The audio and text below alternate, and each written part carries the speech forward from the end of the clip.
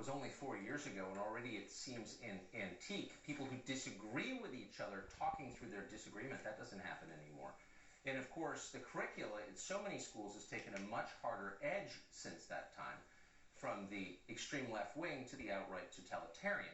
Now, we've spent the last several years telling you about what's happening at the level of higher education in colleges and universities. Tonight, we want to take you through what's happening in high schools and elementary schools all across the country.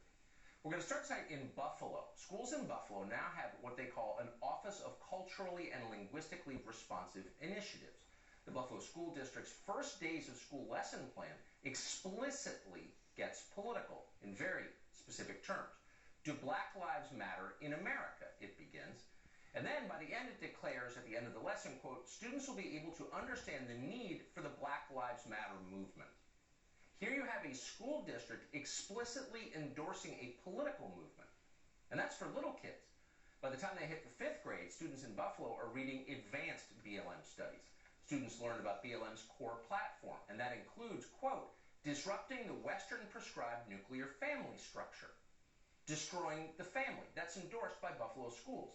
At the end of the program, students are asked this, quote, what do you think about our society being organized into separate nuclear family units? The implication, of course, is that it's immoral. Your own family is immoral. And that's just the beginning. Buffalo Public Schools go on to suggest that George Washington, the man who founded this country, was a fraud, that Colin Kaepernick is a moral hero, and that we shouldn't celebrate Indigenous Peoples Day instead of Thanksgiving. We have no right to give thanks for a country that isn't ours. By the time they hit high school, students in Buffalo are ready to go out into the world to destroy buildings and statues. That's what they're being trained for. They're asked this explicitly, quote, why would someone engaging in rioting be protected under the First Amendment? Okay. So this is everywhere, by the way. We don't mean to single out Buffalo. It's happening in middle schools all over the country. They're celebrating something called Black Lives Matter Week of Action. Again, Black Lives Matter is a political party. And yet schools are endorsing it and its specific aims. Cities that are doing this include Seattle, Portland, Oregon, Los Angeles, the 2nd largest city in the country, Chicago, the 3rd largest, Milwaukee, Boston, Washington, D.C., Philadelphia, Baltimore, we could go on. The lesson plan requires children to, quote, examine the ways the Black Panther Party successfully functioned to preserve the values of black families and villages, end quote. The Black Panther Party. Racial separatists with a history of murdering people. But of course that's not included. This is rewriting history, including recent history that all of us are very familiar with. They're lying about it already. Look at the image on the screen. This is from a 3rd grade class in the Fairfield-Suisun Unified School District in California. The comparison suggests that police respond only to BLM riots. Of course, that's a lie, but kids are being taught that. They're being taught more broadly that the police are the problem. They're the ones who commit violence. Look at this drawing.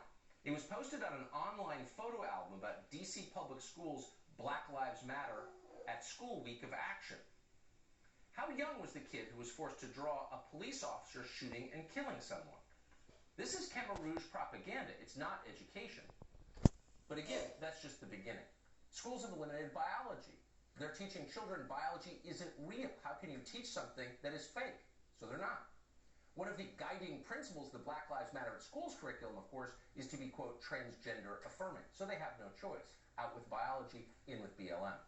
Here's how one pre-kindergarten teacher in a New York public school teaching described this principle. Quote, everybody has the right to choose their own gender by listening to their own heart and mind. Everyone gets to choose if they are a boy or a girl or both or neither or something else. And no one gets to choose for them.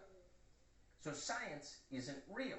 Again, this is being taught to children in schools in lieu of actual science. This is religion. This is insanity. This is also required. Parents could fight back, and in some rare cases they have. In November of 2019, for example, this show highlighted a teacher training program from Corwin called, quote, Deep Equity. The point of Deep Equity is to produce real school improvement for equity and social justice, end quote. In other words, not to teach children facts, but to brainwash them. According to Deep Equity, the point is to adopt a, quote, transformationalist white identity, where, quote, white folks are attempting to come to terms with race in a real way and question the systemic issues that have caused whites to be in a much superior position. In schools they're teaching this, race hate. Teachers are given white allies agenda items. Quote, see race, listen to and learn from people of color. Acknowledge the reality of racism. Acknowledge the reality of white racial privilege. Transcend guilt. Educate other white people. Confront racist behaviors, attitudes, and practices. Use your privilege to work for racial and social justice. End quote. Again, we're going to look back at this and see it for what it was, race hate. But deep equity has been used all over the country, even in places that probably didn't want it. In zip codes, it voted overwhelmingly for the Republican president. Fauquier County, Virginia, for example, voted for Donald Trump by 25 points in 2016. But of course, deep equity is part of that county's teacher training. Have parents done much? Apparently they haven't. They may not know what's happening. Deep equity was also used in Chandler, Arizona. The program, according to the school district there, cost $418,156 to implement, almost $500,000.